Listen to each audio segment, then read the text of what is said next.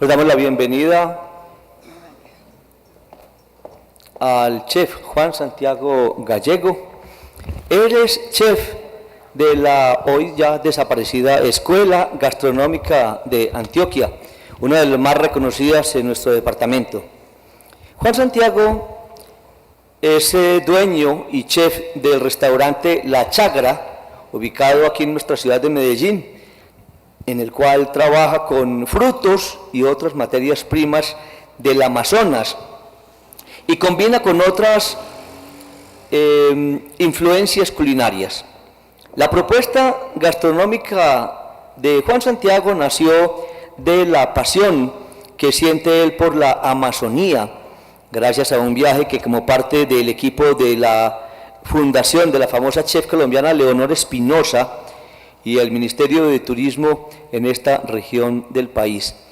Las chagras son las huertas de los indígenas, son territorios sagrados donde no solo se cultivan alimentos, también se cultiva el alma, en donde hay rituales alrededor del sembrado y la naturaleza. Y qué mejor nombre para este nuevo lugar, que más que un restaurante fue pensado como un proyecto activista, un proyecto con responsabilidad social en pro de la conservación de la cultura y el medio ambiente. No hay manera más dinámica de hacer cultura que a través de los alimentos que la representan. Es lo que dice Juan Santiago Gallego, que está con nosotros en esta tarde, y vamos a conversar con la directora del Departamento de Biblioteca, Extensión Cultural y Fondo Editorial, la doctora Silvia Jiménez, y este servidor. Vamos a tener una conversación con él que esperamos que sea de mucho interés para ustedes.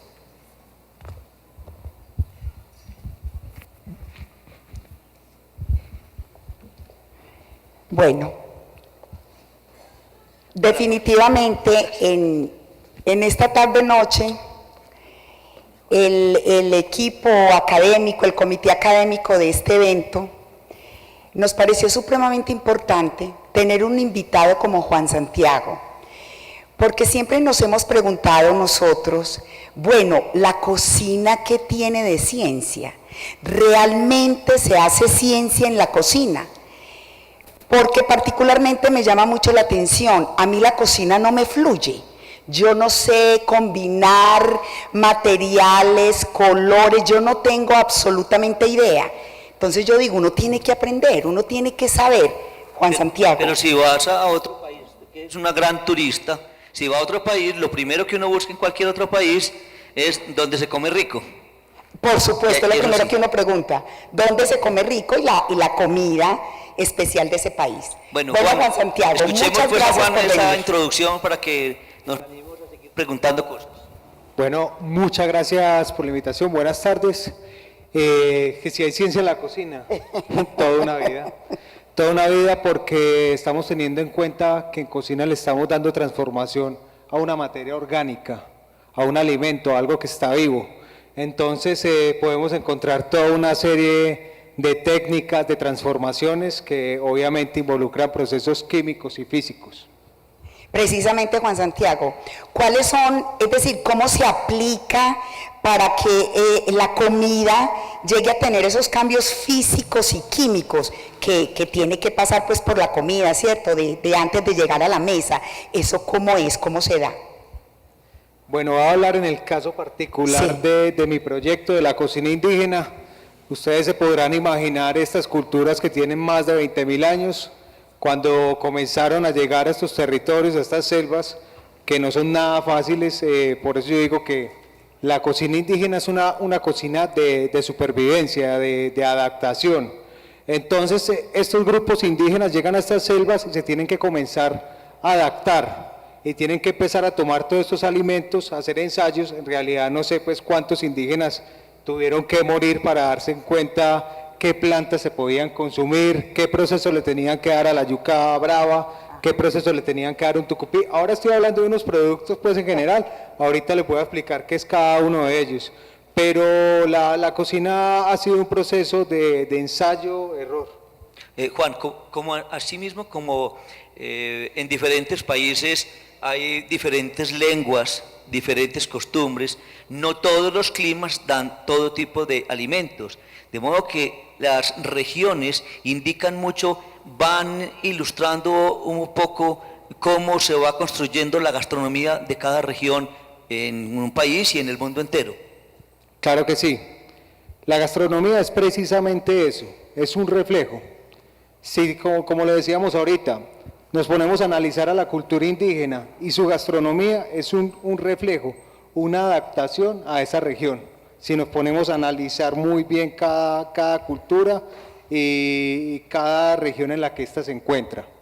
La gastronomía, diría yo que también tiene mucho que ver con la geopolítica, con los conflictos que tiene el mundo, porque es que las invasiones de unos países hacia otros hacen que los invasores lleven sus culturas y muchas veces lleven sus alimentos, y entonces es cuando nacen fusiones gastronómicas. Verbigracia, Perú, al Perú le llegaron invasores de muchas partes del mundo y por eso Perú tiene una gran riqueza gastronómica. Claro. Y esa es una de las explicaciones por las cuales unos países y unas regiones tienen más riqueza gastronómica que otros. Claro que sí, totalmente. Por ejemplo, en el caso de Perú hay mucha influencia de la cocina oriental. Como unos japoneses. Por eso ahorita vemos la nueva tendencia de la cocina Nikkei, que es una mezcla precisamente entre eso, entre cocina peruana y cocina japonesa. Entonces, Colombia también ha tenido influencia, por ejemplo, española, ha tenido mucha influencia de la cocina árabe. La cocina indígena tiene una particularidad y es que es una cocina muy pura, ha tenido muy poca influencia, por lo menos en el caso particular de Colombia ha tenido muy poca influencia porque ha estado muy desconectada del interior del país. Me atrevo a decir que es la cultura y la cocina que se ha conservado más. Le preguntaría yo, perdóname Silvia, si es una cocina muy lenta, pues digamos por la cocción que tienen que hacer, la elaboración de todos los materiales, no es una cosa de rapidez, sino algo más de encontrar sazón, de procesar, de transformar los elementos de la naturaleza. La cocina indígena es el reflejo de la sociedad, de lo que son los indígenas. Los indígenas son lentos, son caminan tranquilos, despacio, cuentan historias. La cocina indígena para ellos, más que el acto de la transformación del alimento, es un ritual. Sí. La connotación que tiene la cocina en el mundo indígena es muy diferente, porque ellos a través de ella hacen el canto, la danza, los taitas, cuentan historias, mitos. Y hay alimentos para cada tipo de ceremonias, me imagino. Sí, claro que sí. Para un entierro no es lo mismo que para una boda. Claro que sí, totalmente. Y tenemos que tener en cuenta algo, para estudiar cocina indígena tenemos que partir de que hay varias etnias y cada etnia tiene diferentes maneras de ver las cosas.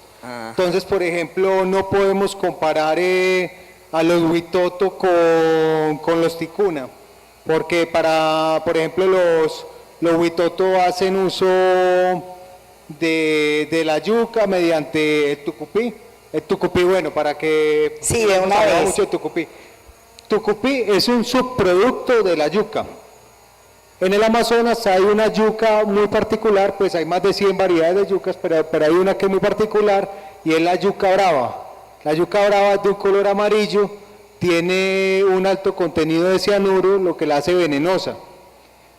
Este producto es la base de la alimentación de las culturas indígenas y a partir de ahí hacen muchos otros productos, muchos otros subproductos. La etnia Huitoto hace un ají que es muy particular, muy importante en su cultura, que se llama el tucupí o ají negro.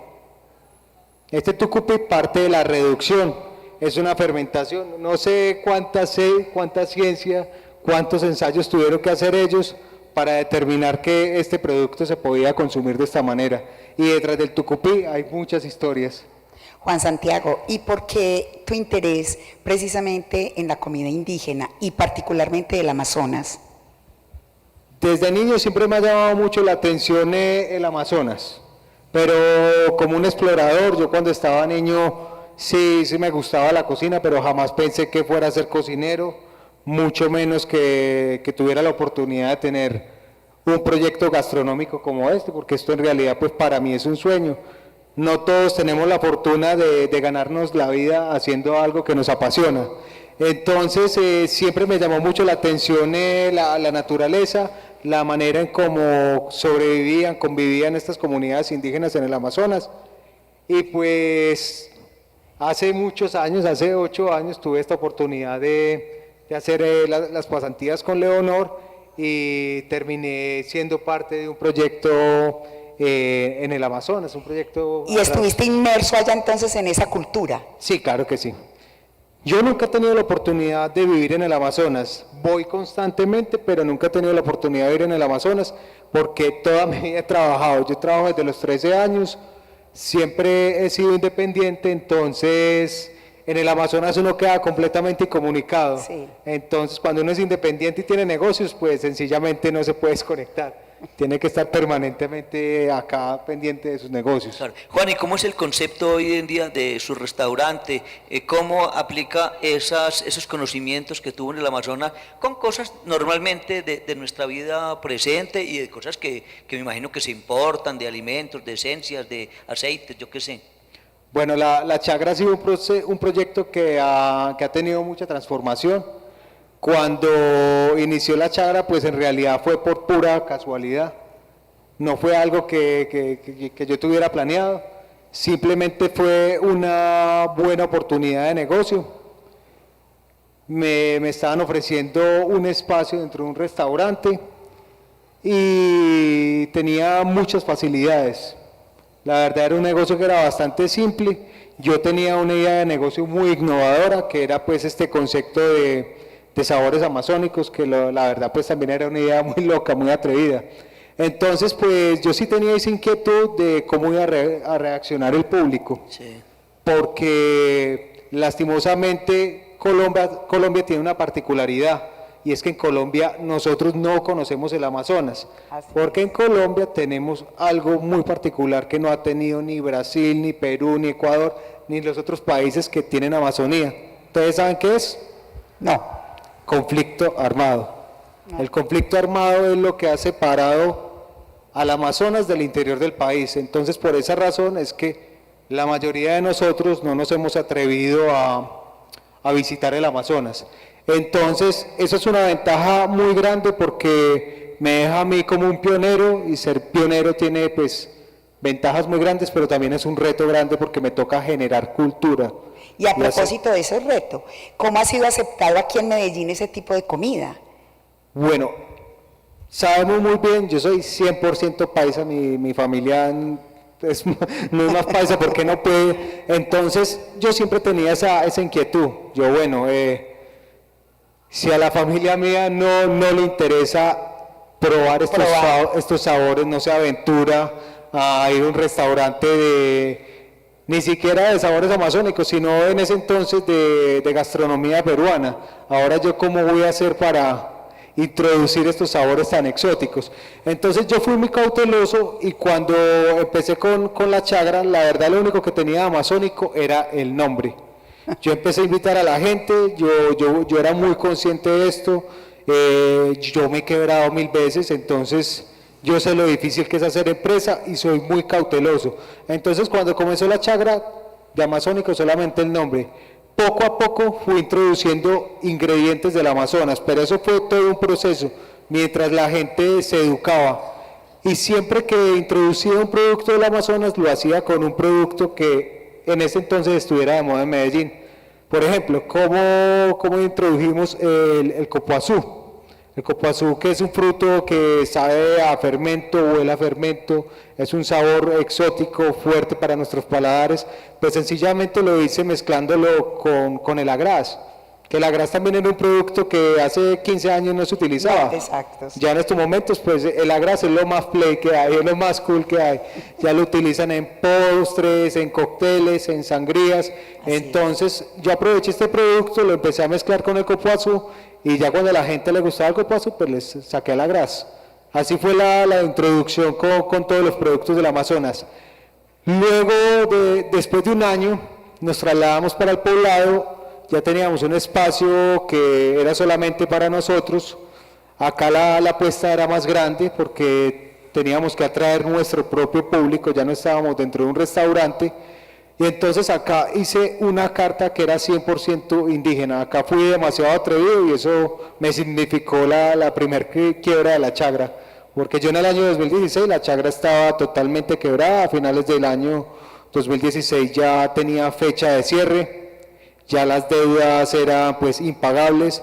Entonces yo acá aprendí que había que escuchar muy bien el mercado y de pronto no apresurarme tanto. Entonces, pues afortunadamente Medellín también ha tenido una particularidad en los últimos años y ha sido el desarrollo del turismo, que el desarrollo del turismo le ha dado oportunidades a proyectos como La Chagra de hacer lo que hacemos ahorita. ¿Qué es lo que estamos haciendo ahorita? Que fue la pregunta inicial. Nosotros en estos momentos en el restaurante no vendemos comida. De hecho, a mí me visitan comensales de todo el mundo, críticos gastronómicos, periodistas, y me dicen, bueno, la cocina del Amazonas, los sabores del Amazonas no han sido los que más me han llamado la atención. Y yo les digo, es totalmente correcto, yo conozco muy bien los sabores del Amazonas no son lo mejor. Si uno pone, por ejemplo, un pirarucú al lado de una langosta, la langosta sabe mucho mejor. Pero ¿qué es lo que tiene el proyecto mío que no tiene ningún restaurante en el mundo?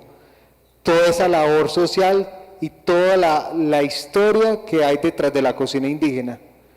No hay no hay una cocina en este mundo que tenga más historia que la cocina indígena. Entonces, como producto, como sabores, no son los mejores sabores, pero sí tiene la mejor historia y eso es lo que más me aplauden todos los comensales, todos los críticos gastronómicos y periodistas, que es una cocina con mucha responsabilidad social, es una cocina que tiene mucha historia, muchos secretos, mucha mitología. Entonces esto es algo que la hace diferente a cualquier cocina en el mundo. Juan, ¿dónde queda el restaurante? Bueno, el restaurante está ubicado en Provenza. Provenza, para los que no conocen, queda un poco más arriba de Vizcaya. Estamos ubicados en la carrera 33, es la última cuadra de Provenza. ¿Y todos están invitados a almorzar? Sí, claro que sí, obviamente. ¿Todos? Bueno, Juan Santiago, supongo entonces que te ha tocado estudiar muchísimo sobre este tipo de gastronomía. ¿Te Total. preparaste para eso? ¿Tuviste maestros? ¿De dónde fueron tus maestros? ¿Los mismos indígenas? ¿Cómo fue? Yo llego al Amazonas gracias a Leonora Espinosa, a la chef. Hace 10 años ir al Amazonas era muy difícil. Y si uno lo quería hacer en calidad de investigador era casi que imposible. Porque las personas que van al Amazonas a hacer investigación son antropólogos y científicos. Y pues yo en ese entonces tenía 20 años y para que un científico se lleve a un pelado de 20 años para... Muy difícil, sí. es casi que imposible. Entonces pues yo ya había estado en el restaurante de Leonora Espinosa haciendo unas pasantías y entonces le pedí la oportunidad de que me dejara participar en este proyecto que estaba desarrollando ella. Juan Santiago, pero me llamó mucho la atención lo que nos mencionaste que tiene tu cocina, que no la tiene nadie en el mundo, y es esa responsabilidad social. Pero ¿cómo se ve reflejada en el comensal esa responsabilidad social? Es decir, el comensal sale convencido de eso. Perfecto, bueno, primero voy a terminar de responder la pregunta de ahorita. Ah, bueno. Los profesores míos, los maestros, son los indígenas. Todos los portadores de tradición del Amazonas. A mí me preguntan, pero ¿y vos dónde estudiaste? ¿Estuviste en Europa? Ese es uno de los errores más grandes que tienen los cocineros colombianos en estos momentos, que todos quieren salir a estudiar a Europa sin conocer la cocina colombiana y nunca van a lograr darse a conocer ni nacional ni internacionalmente, porque cuando a uno lo que lo va a conocer en la alta cocina es el producto que uno desarrolla, y uno como colombiano debe desarrollar cocina colombiana, no cocinas foráneas, porque uno cómo va a llegar como colombiano a desarrollar una cocina italiana, francesa. Entonces ese es uno de los principales errores en los que están cayendo los jóvenes que están estudiando cocina, que son desesperados por ir a aprender técnicas y cocinas que son Europeas, totalmente ajenas a lo que es la cocina colombiana. Entonces sí, yo sí quiero estudiar de pronto algún día en Europa, pero sí voy a comenzar por el uno, porque yo creo que primero el país, primero nuestras cocinas y ya luego podemos ir a estudiar y explorar otros países. Juan, cuando usted se mete a la cocina, ¿se mete solo a cocinar o tiene asistentes? ¿Le están enseñando a otras personas esa cultura indígena de la gastronomía que usted ha adquirido? Yo en estos momentos ya casi no entro a la cocina. Yo en estos momentos la verdad estoy más concentrado en otros proyectos porque la Chagra en estos momentos está abriendo una nueva línea de negocio que es un concepto más express. De hecho es la línea de negocio con la cual comenzó la Chagra. A ver, cuente, a ver cómo es la... ceviches amazónicos. Sí. Bueno, yo siempre he dicho algo, el concepto mío y la filosofía mía, lo que yo quiero, el propósito mío es hacer cultura. Y la Chagra se convirtió, los mismos turistas lo convirtieron en un restaurante muy costoso. ¿Por qué razón se convirtió costoso? Por todos los protocolos que tiene. Porque para desarrollar las experiencias, allá ofrecemos menús de degustación, requerimos de mucho personal. Nosotros tenemos 30 puestos y tenemos 11 empleados. Es una nómina muy grande, el local es grande, el menaje donde van servidos, los platos son esculturas, entonces todo esto lleva a que los precios sean altos, sean elevados. Entonces este es un proyecto cultural. La Chagra, más que la Chagra, lo que yo hago, lo que yo trato de hacer es cultura, pero cuando tú creas un proyecto, sea restaurante, sea lo que sea, y tú le pides a ese cliente, ese comensal, que tiene que tener 150.000, 200.000 pesos por persona para poder disfrutar de la experiencia, ahí ya dejas de hacer cultura, porque cuando haces cultura, la cultura es general, no solamente para la gente de los estratos altos.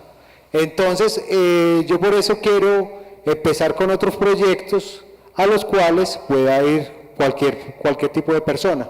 Entonces por eso comencé con la cevichería va a ser un concepto express, no voy a requerir de tanto personal para desarrollar la idea, vamos a conservar la calidad, que la calidad sí es muy importante en los negocios, nuestra filosofía de calidad, de negocio responsable, sostenible con el medio ambiente, también respetuoso con las tradiciones de las comunidades indígenas, y de esta manera vamos a crear un negocio que ofrezca un producto bueno a unos bajos precios. Van a ser ceviches de 15.000 pesos, que yo creo que 15.000 pesos sí casi todas las personas tienen capacidad para ir a disfrutar de un producto de estos. Sí, por ese precio sí. Insisto en mi pregunta, y se me ocurre, cuando hablabas de responsabilidad social, en la cocina, en la gastronomía, pues eso es innovación, podemos hablar de innovación. Entonces, insisto, ¿cómo sale el comensal frente a eso? Es decir, uno como comensal siente que ahí detrás de ese alimento, detrás de esto que me están sirviendo, hay responsabilidad social. Bueno, acá es muy importante la capacitación que se le da al personal de servicio, porque el personal de servicio es el encargado de contarle todas las actividades que nosotros hacemos con las comunidades indígenas. Nosotros en el Amazonas colombiano, bueno, nosotros tenemos otra microempresa que se llama Curaca. Curaca, más que una microempresa, es un canal de distribución entre comunidades indígenas en el Amazonas y el interior del país. ¿Qué es lo que nosotros hacemos? Nosotros ya tenemos unas comunidades indígenas en el Amazonas que nos cultivan los productos. Nosotros compramos estos productos a unos precios muy justos, finalmente los que le ponen los precios son los indígenas, pagamos de contado, ellos nos envían estos productos, nosotros los transformamos y son los productos que son utilizados en la Chagra. Todo esto es lo que nosotros le contamos a los comensales en el restaurante. Todo lo que hacemos, los procesos, cómo lo cultivan los indígenas, cómo tienen que navegar durante horas en canoas, cómo tienen que hacer, por ejemplo, el proceso del secado de la fariña, la recolección de la hormiga arriera, la transformación de la hoja de coca para elaborar mambe, la transformación del tabaco. Todo esto se lo contamos a los comensales, pero por eso es muy importante que que el personal esté muy bien capacitado. Pero escuchamos hablar a Juan Santiago y a mí se me ocurre decirle que va a tener que empezar otro proyecto distinto.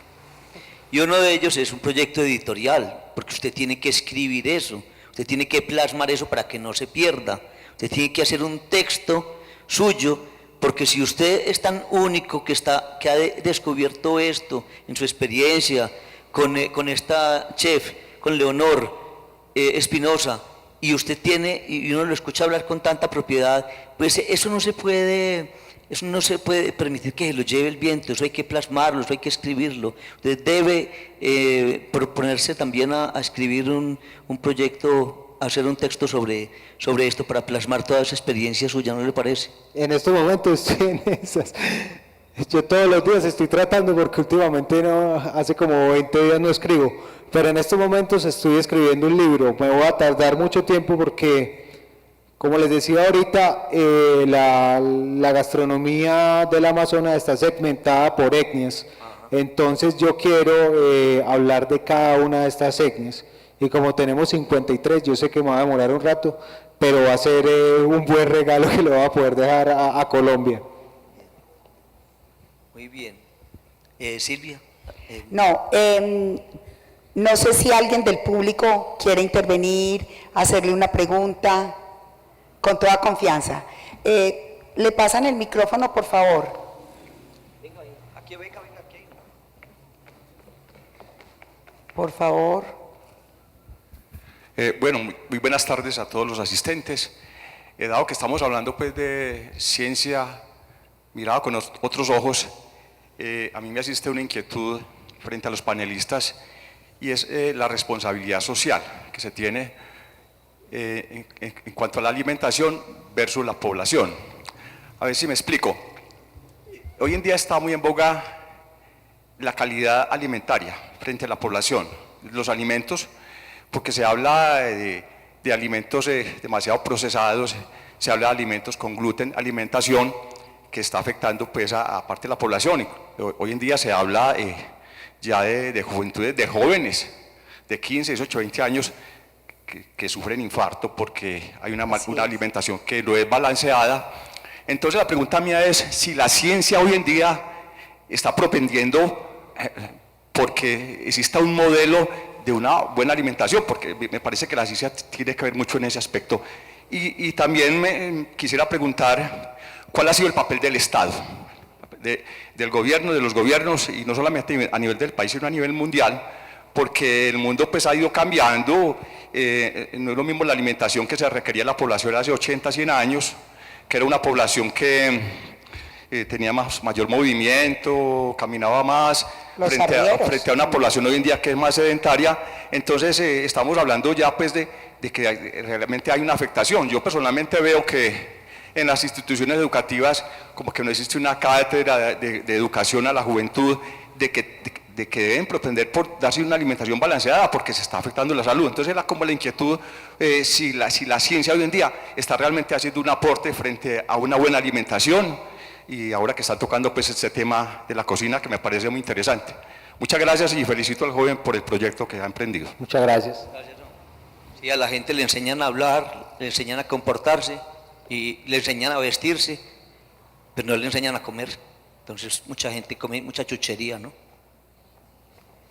Ese es un tema que antes no le prestaba mucha atención, pero ahora como la gente sí se está enfermando y se está muriendo tan joven, y nos estamos enfermando tan jóvenes, porque yo estoy enfermo. Claro. Eso no le prestaba mucha atención, pero ahora sí, porque ya es una problemática seria, porque las personas después de que están enfermas ya se convierten en un problema para la sociedad, porque una persona después de que está enferma no quiere hacer absolutamente nada, ya no quiere producir. Entonces,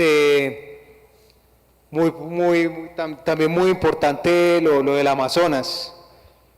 Los abuelos antes duraban 120, 130 años, pero era por eso, porque la alimentación de ellos es muy sana. No hay un lugar en el mundo que sea más orgánico en el Amazonas. Aparte de esto, los hábitos, porque no solamente es alimentarse bien, sino los hábitos. trasnochar, el licor, el estrés también es una de las enfermedades que hay ahora más, más grande, el estrés es una enfermedad. Entonces es muy importante esto, cambiar todos estos malos hábitos alimenticios que en verdad se están convirtiendo en una problemática bien seria en la actualidad. Y usted siente, volviendo también a la pregunta del señor, ¿el Estado está haciendo algo? No, el Estado no. En estos momentos el Estado no está haciendo nada. Debería de comenzar en las escuelas, en los colegios, en las universidades, a hablarles un poco a la gente acerca de los alimentos, porque en realidad la gente no sabe alimentarse. En Colombia nos alimentamos muy mal. ¿Por qué dice que muy mal? ¿Qué es lo que más comemos y qué es dañino, que nos hace daño? Por ejemplo, en las reformas tributarias, al azúcar no le paran bolas porque como eso es de un consorcio de un señor que tiene mucha plata, esa no se la tocan en las reformas tributarias. Yo no quería hablar de eso, pero Yo sí, como yo soy periodista. Pero eso es yo una sí. realidad, sí. esa es la realidad. De pronto acá a la gente no le interesa qué hay detrás del alimento, solamente le importa precio, lo primero es el precio, que sepa rico y que sea grande. Solamente esos tres factores. O sea, que sea abundante por la comida. Exactamente, no le importa qué hay detrás de ese alimento, cómo fue cultivado, cómo fue procesado, qué puede pasar si se consume. Pues es que cuando vean un comercial de televisión, siempre lean la letra chiquita y escuchen bien lo que dicen las personas que están promocionando algo. Por ejemplo, están anunciando cualquier jugo, cualquier cosa, dicen con sabor a limón, con sabor a pura fruta, con sabor. No es porque sea de pura fruta y no con sabor, porque los ingenieros químicos saben hacer sabores a café, a guanábana, a tierra, a sabores a cualquier cosa. Entonces hacen cualquier líquido con sabor a naranja o a cualquier cosa. Hay mucha trampa en la industria de los alimentos hoy en día. Muchísima trampa, es una industria muy deshonesta, que yo creo que poco le importa la salud pública. Lo mejor es ir a mercar a las plazas de mercado. Y al Lo Estado mejor en las también. plazas del mercado. ¿Alguien más que quiere intervenir? Adelante. Allí atrás. Ah, la profesora, qué gusto. A propósito, ella es mexicana. Yo quería hablar precisamente, contar un poco sobre la experiencia de la comida mexicana en mis 10 años que estuve allí y lo difícil que fue para mí una de las comidas, precisamente el mole, tanto el rojo como el verde. Yo casi no me acostumbro porque aquí en Colombia no existe esa mezcolanza de sabores tan inmensos que tiene el mole mexicano. Adelante, profe. Gracias. A mí me ha parecido sumamente interesante la participación del chef, los comentarios que han vertido los presentadores de la mesa que hoy nos convoca a reflexionar sobre los alimentos. Y la intervención del compañero me parece crucial y dicen, bueno, yo no quería tocar ese tema, pero es real. El tema de la industria alimenticia es un gran tema porque es la responsable, junto con los gobiernos, de lo que sucede en América Latina con la obesidad y con una serie de enfermedades que de ella se derivan. Es un gran tema, pero hoy me convoca mucho la labor del chef y quisiera omitir un poco esto, más bien resaltar su importancia, pero quisiera preguntarle al chef una cosa a partir de dos experiencias. Una es, no sé si el chef ha escuchado que un restaurante que está en una zona, creo que está en Polanco, en la Ciudad de México, se llama El Quintonil. Yo no conozco el restaurante, he escuchado de él a partir de que el nombre del restaurante tiene que ver con un quelite que se llama El Quintonil en México. Y eso lo posiciona a ese restaurante como de los mejores de la zona de Polanco. Pero cuando escucho cómo preparan el quintolín ahí, yo digo, nada que ver con la cocina tradicional que prepara las gorditas de quintonil, que a lo mejor alguien ha probado, pero en la preparación auténtica es la tortilla de masa de nixtamal Así es. con el quintonil preparado de manera muy sencilla en la cocina mexicana, que es el quelite cocido y sazonado con un poco de aceite y cebolla y sal simplemente, y puesto sobre la tortilla de nixtamal y cocido al comal a fuego lento. Es una delicia. Pero cuando escucho cómo lo prepara el chef en el quintonil, yo digo, ¿a qué sabrá eso? No se me... Y sin embargo no lo he ido a probar al quintonil, que además debe ser un restaurante carísimo. Ese es un caso. Y en la hay otro restaurante que se llama Macadamia. Recientemente ganó un premio y un reconocimiento ese restaurante como uno de los mejores del mundo. Y ahí probé algo de la cocina tradicional mexicana, que es como una gordita de, igual como un taco o una gordita de huitlacoche, que es un hongo, que se da, sale de la mazorca del maíz, que se supone que es una enfermedad de la mazorca, pero que en realidad es una delicia cuando se come preparado auténticamente. Y otra vez lo pruebo en el macadamia y digo, ¿qué es esto? Es decir, la pregunta directa al chef es, ¿cómo el chef hace para que la cocina auténtica no se pierda realmente y se reconozca así en su autenticidad? Porque cuando ya se va a los grandes restaurantes, nada tiene que ver con la cocina auténtica. Muchas gracias. Bueno, ese tema es bien interesante. Como les contaba, yo cuando me trasladé en el 2016 para el otro local, para el Poblado, para otra zona de Medellín, yo creía que la ciudad ya había tenido ese proceso de adaptación a los sabores amazónicos. Resulta que no, yo soy conservador, yo soy investigador de la cultura, de la tradición indígena, y a mí me encanta desarrollar la cocina autóctona. Cuando yo me trasladé, yo hice una carta que era de cocina 100% indígena.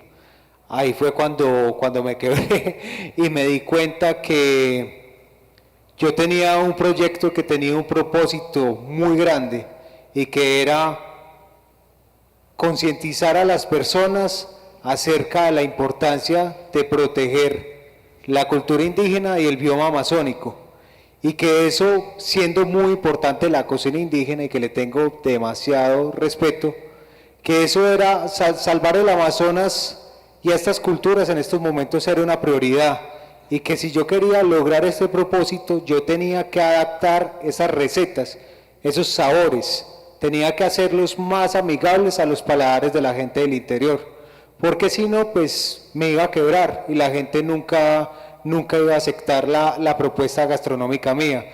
Entonces yo tuve que hacer mucha transformación de estos sabores. La Chagra incluso cambió su eslogan, ya el eslogan es sabores amazónicos, no es cocina autóctona del Amazonas. Entonces yo le tuve que dar esa transformación. Para mí fue muy duro porque yo soy muy conservador y como investigador me gusta hacer las cosas como son, como las hacen los indígenas, pero bueno, también entendí que hay un mercado, que esto es un negocio y que hay un propósito que tiene mucho peso, que es la conservación de este bioma. Pues bueno, agradecemos por favor un aplauso para Juan Santiago Gallego del restaurante La Chagra. Felicitaciones por su trabajo y ojalá que de verdad tengamos muy pronto un libro suyo sobre los sabores del Amazonas. Juan, pues muchas gracias por acompañarnos y vamos a continuar entonces y con si hace el libro Muchas Juan gracias. Santiago, está el Fondo Editorial ITM. Claro que sí. Muchas gracias Muy por la bien. invitación.